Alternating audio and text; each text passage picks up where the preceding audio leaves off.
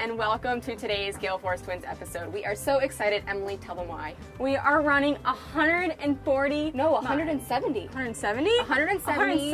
plus or minus depending if we have to bounce around storms, to Chub, which is an island in the Bahamas, basically 170 miles off of West Palm. So we're starting in, I guess, Palm Beach. We're starting in Palm Beach and running 170 miles southeast to Chub Cay, which is part of the Berry Islands. So that is where we're going. We have loaded the boat, we have brought our dog, we have all of our paperwork, and we're gonna be fishing, diving, filming, boating, all of it. Yes, so we're super excited and we're gonna take you guys along with us. We obviously have the sunrise right now, so we are gonna take advantage of that and get out there before the storms come, because summer afternoon storms are a thing. We will be giving you guys tips and tricks along the way of how we're doing this run. We've also done this run to Bimini, which is only 50 miles. That was a very educational how to run to Bimini. If you guys want to watch that, we'll link that in the description box. But we have lots of tips and tricks for you in this one as well. My name is Emily. My name's Amanda, and welcome to our channel, Gale Force Twins.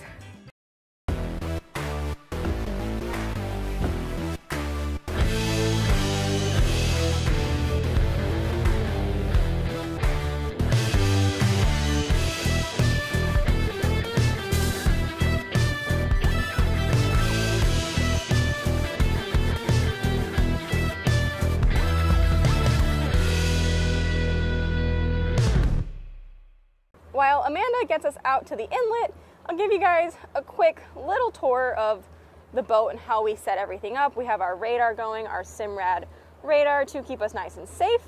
We have two coolers. The pink cooler is food, frozen meat, steak, chicken, what else is in there? We actually have banana bread from Gale Force Mom.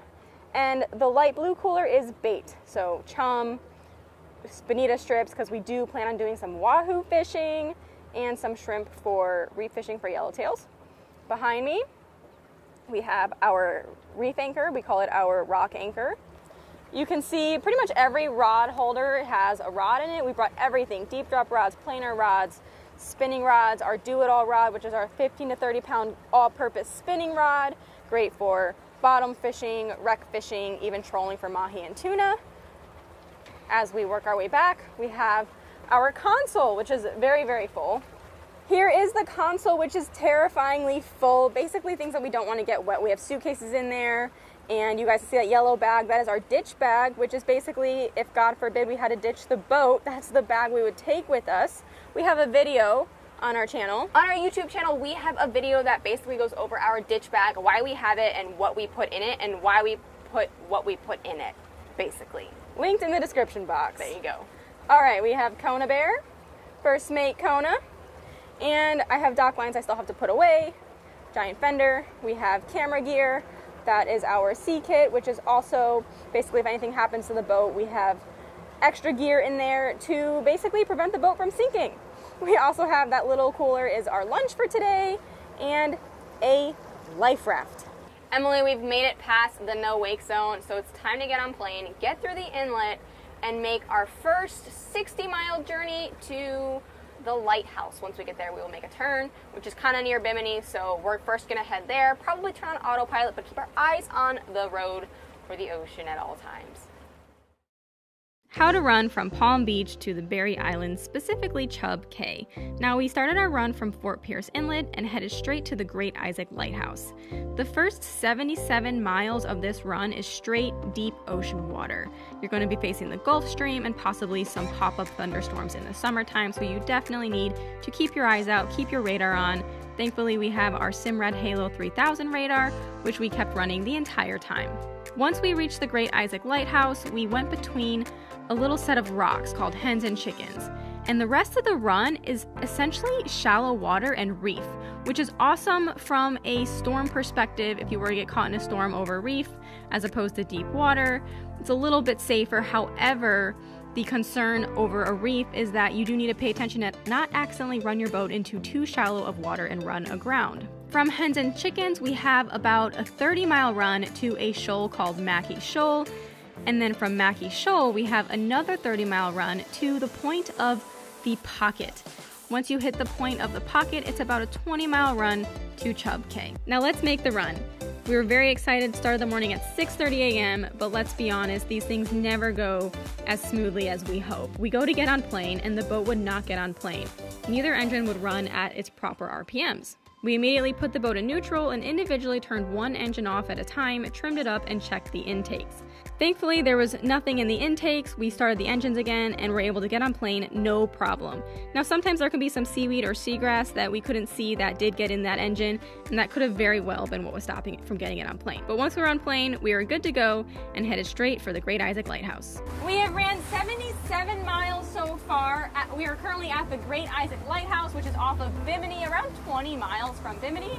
So we made it to Lighthouse, and now it's time to beeline it for Chub. Yes, so it was a little rough between Florida and Bahamian waters. So we were only traveling at around 25 knots. It took us about like 3 hours. So, and we're at the halfway point now, so I'm kind of expecting another 3 hours at this point. So we will keep you updated, but we are at the lighthouse, and now it's time for the last, we're halfway. Pretty much. I would say we're about halfway. So we'll see you guys soon.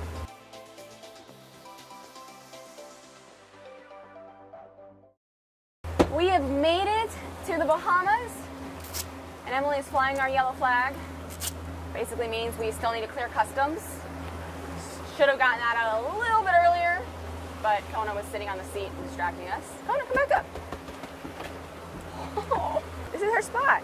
Honestly, there. I'm just gonna fly it on a rod holder. What? I'm gonna fly it on a rod holder. Yeah, that's fine. There, Kona's happy. We've made it, but we have made it. So we have a 295-gallon tank. It took 5.5 hours for us to travel. Here, let's see exactly how many miles we ran. Let's take a look at our official trip intel.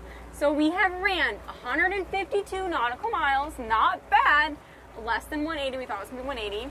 Took us 6 hours and 18 minutes. Our average speed was 26 knots. Our max speed was 41 knots. That is why we were very careful and cautious about how fast we ran. This boat could have ran 40, 45 knots the entire way if we wanted to. We didn't run fast, so we got close. Just had to play it safe, and I'm glad we did. Yes.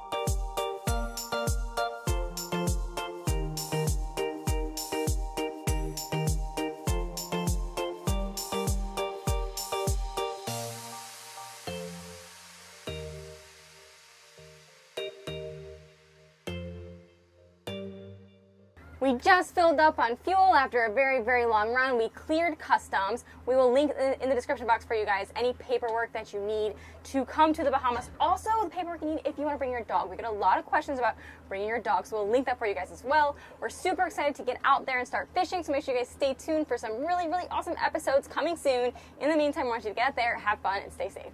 It's right here, right? It says dot. I don't know. I don't remember. No, what's the next one? You sure? Okay, ready? Go ahead. All right. You're like excited. Okay. Ooh, do you want to go bone fishing for a day? Yeah. No, I think it's this one. Or just the next one. Is that okay? Yeah. Was it choppy? Yeah. I want to slow down. No, we're switching sides. Switching sides. Don't say that yet. Say we're all right. Would we film it or just do it for fun? What? Would we film a YouTube video or just do it? When we go, I'm fishing. Switch sides. Switch sides? Yep.